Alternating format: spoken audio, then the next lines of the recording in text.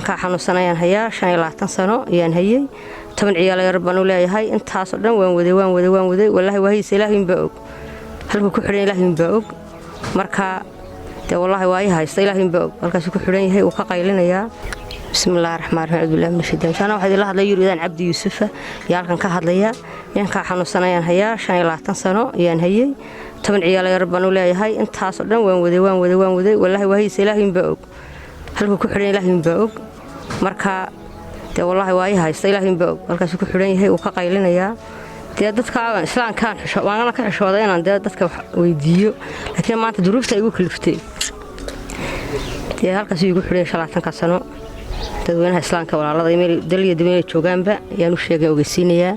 waxa kale oo jira islaan hooyaday cada oo indhala curyaana yaan haya iyadoo guriga dhex jiifsan haya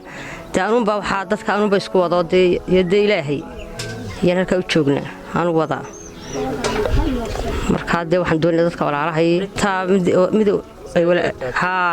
walaalkii joogo aan isaguna xabaa isano iska kala askari oo iskana wala yaqaan waxay qaataan waxay waxaysaanba waa la ogyahay bay ilaahay